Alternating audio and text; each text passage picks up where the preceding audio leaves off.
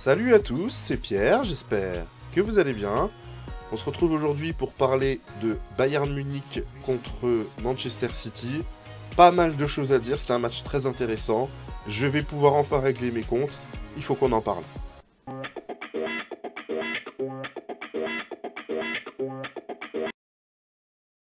Alors déjà, contrairement à hier, ce qu'on peut voir, c'est que le terrain, il a l'air vraiment dégueulasse. En tout cas, dégueulasse, je parle pour des sportifs de haut niveau. Ce sera toujours mieux que les terrains qu'on voit en départemental ou en régional. Voilà, rien à voir. Mais pour un match de Ligue des Champions à ce niveau-là, le terrain, il n'est pas terrible. On voit que la balle saute un petit peu, et de toute façon, sur les gros plans, on voit bien la mauvaise qualité du terrain. 17ème occasion de Leroy Sané. Bien lancé en profondeur, il croise trop son tir. Le geste était bon, mais il a trop croisé sa frappe et il a manqué le cadre. C'est dommage parce que c'était bien joué. La passe de Musiala dans le bon tempo et dans le bon angle, elle était magnifique. Et dommage, il a trop croisé sa frappe. 18ème, Haaland part à la limite du hors-jeu, même plus qu'à la limite puisqu'il est hors-jeu. Upamecano fait faute, puisque Haaland met parfaitement son corps en opposition, mais l'arbitre revient hors-jeu. Alors, je le répète encore, pour ceux qui ne comprennent pas qu'on siffle pas immédiatement quand il y a hors-jeu. Les gars, s'il y a hors-jeu, on annule le but. S'il n'y a pas hors-jeu, on confirme l'action. Si tu arrêtes le jeu parce que tu penses qu'il y a hors-jeu, parce que quand les arbitres lèvent, c'est qu'ils ont la conviction qu'il y a hors-jeu.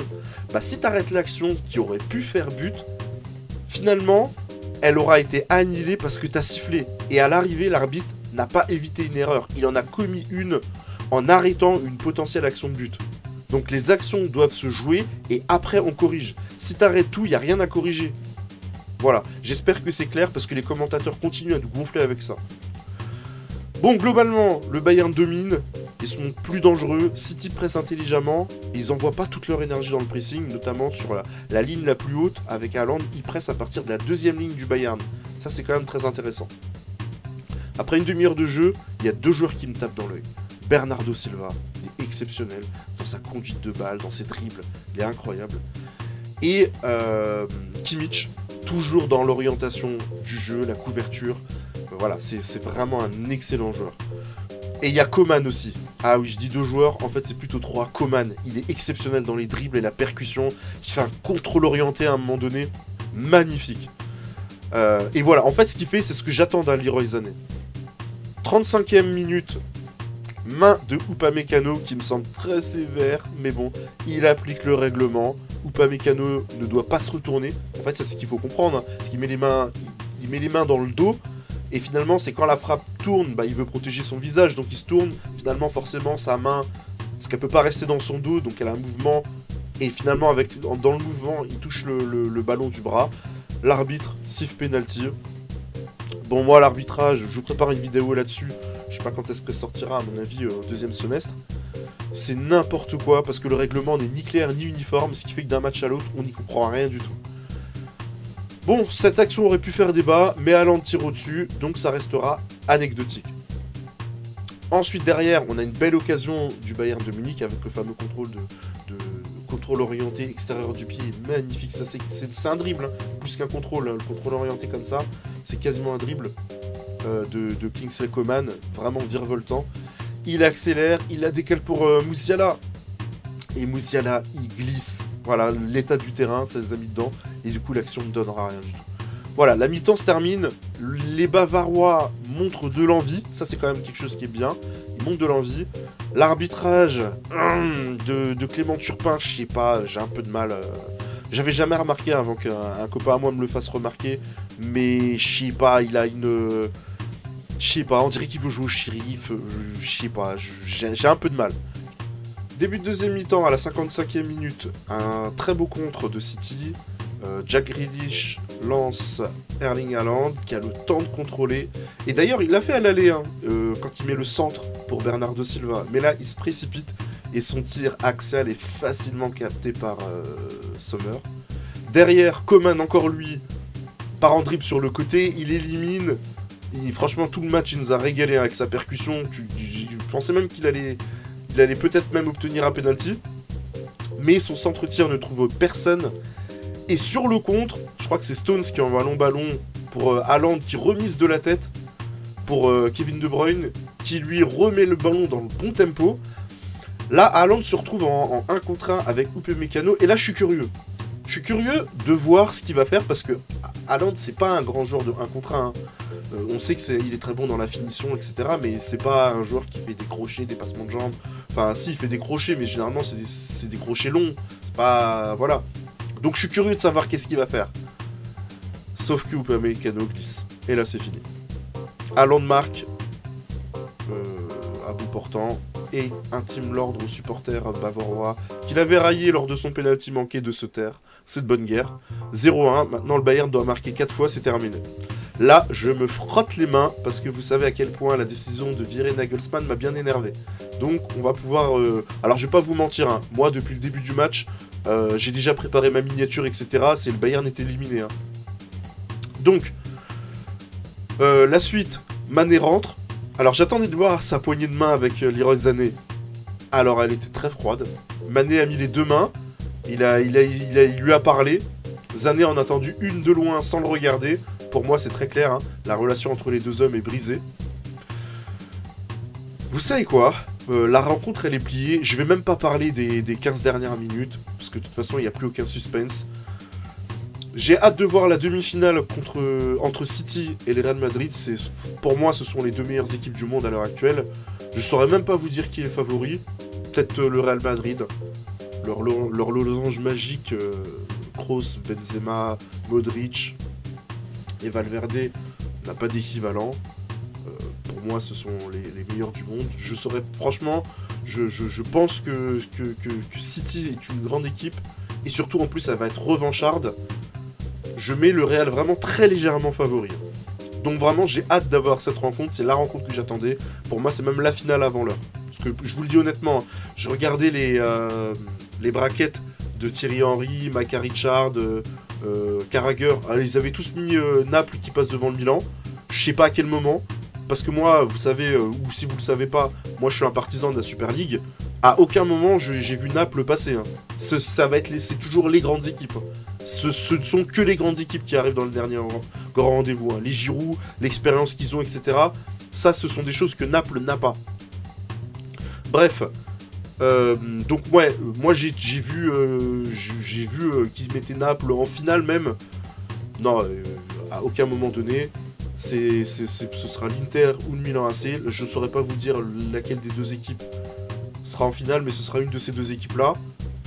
Contre Real ou City, c'est la finale avant l'heure. Vraiment, j'ai hâte de voir cette partie. Donc maintenant, voilà, passons au sujet que j'attendais depuis quelques semaines.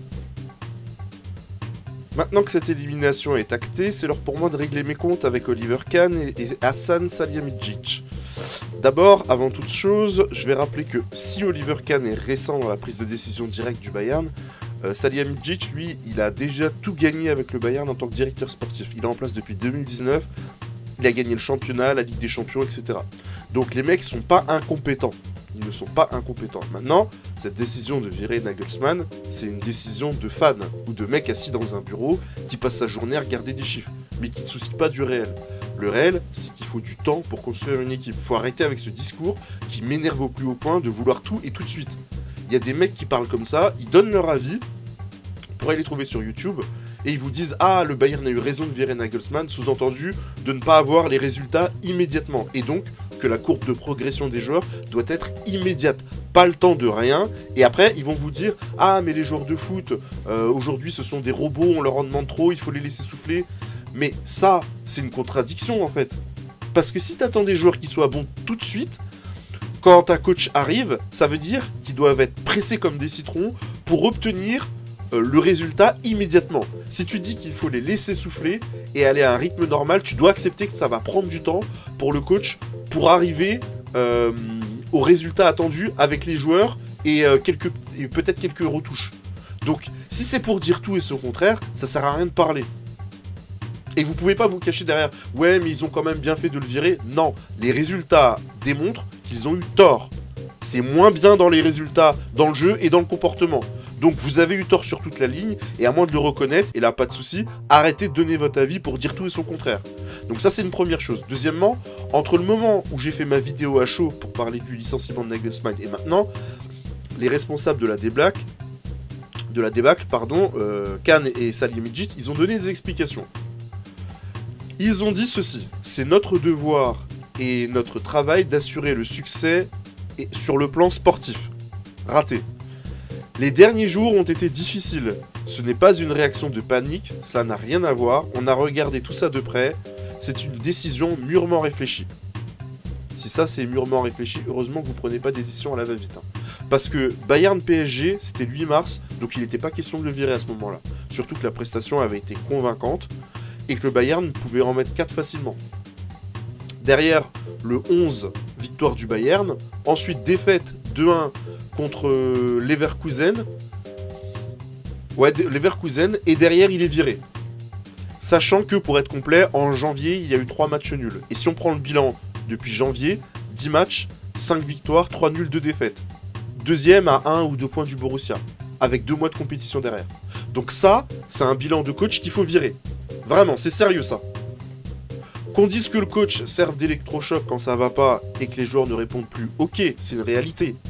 Mais là, c'est pas vrai, ça n'allait pas mal. Les résultats étaient bons, le jeu correct sans être flamboyant, mais ça prend du temps, comme je disais, et des joueurs mécontents, il y en aura toujours. Guardiola disait: là, c'est le début de saison, vous m'aimez bien, mais dès que ça aura démarré, vous me détesterez parce que je vous ferai pas démarrer. Donc ça, c'est vrai partout, parce que c'est humain. L'unanimité, ça n'existe pas. Ancelotti, il a eu des problèmes dans ce vestiaire, le vestiaire du Bayern. Ancelotti, même au Real, il a des détracteurs dans son vestiaire. Asensio, il aimerait jouer plus, Hazard l'a dit publiquement, donc ça peut pas être un argument pour justifier de virer le coach. Bref, je continue avec leurs explications. La courbe de performance ne cesse de baisser. Ça, c'est Salihamidzic qui a dit ça. Ça, c'est typiquement le genre de phrase de mec assis dans un bureau qui regarde des graphiques et des chiffres en décontextualisant le tout. Moi, si tu veux, je te montre la courbe de progression de Manchester United entre 2004 et 2006. Elle était sûrement bien pire. Donc il fallait virer Ferguson? Ah mais je suis bête, on l'a laissé bosser. Et derrière, il a remonté l'équipe, il a regagné plusieurs fois le championnat, il a fait 3 finales de Ligue des Champions. Sûrement parce que les dirigeants du United ont décidé à la va-vite, suis-je bête. S'ils avaient mûrement réfléchi, comme Salihamidzic et Oliver Kahn, bah ils auraient viré Ferguson parce que la courbe de progression n'était pas bonne sur le graphique. Cristiano Ronaldo ne marquait pas assez de buts, etc. N'importe quoi. Je continue. Oliver Kahn, qui a reconnu avoir peu dormi ces derniers jours, attendait davantage de Nagelsmann, qui reste malgré tout selon lui un excellent entraîneur. Nous avons l'une des meilleures équipes d'Europe, et pourtant les performances ne se sont pas améliorées. On ne peut pas être satisfait des résultats de la seconde partie de saison et de nos performances. 10 matchs, 5 victoires, 3 nuls, 2 défaites. On ne peut pas être satisfait de ces résultats. Donc ça, c'est catastrophique. En fait, vous voulez gagner tous les matchs par 5 buts d'écart avec un football champagne. Le Bayern de Flick, aussi impressionnant soit-il en 2020, sur la même période avait fait 9 victoires, 1 nul. C'était pas que des 5-0, hein. Il y a eu 3 gros scores et tout le reste, c'était des scores normaux. Même si ça jouait bien. Donc là, pour Nagelsmann, un projet pour le long terme, hein, je le rappelle, hein, il avait embauché pour ça, hein, pour le long terme. On estime que ces résultats et la manière étaient si catastrophiques que ça nécessitait un changement. Et bah non, ça nécessitait pas un changement, et donc c'est bien fait pour eux. Il leur reste plus que le championnat, et j'espère qu'ils vont le perdre. Ça me réjouira au plus haut point. Toujours les coachs. C'est incroyable, c'est toujours la faute des coachs. Foutre la rage. S'ils avaient laissé faire, et que le bilan, à la fin, il n'avait pas été à la hauteur, s'ils l'avaient viré, même si j'aurais trouvé que c'était quand même un peu trop tôt, voilà, ça fait partie du sport de haut niveau, j'aurais rien dit. Mais là, c'était du n'importe quoi de le virer comme ça. Abonnez-vous pour ne rien rater de mes prochaines vidéos. Il y en a 5 qui arrivent cette semaine. Un petit like, ça fait toujours plaisir. Et je vous dis à très bientôt.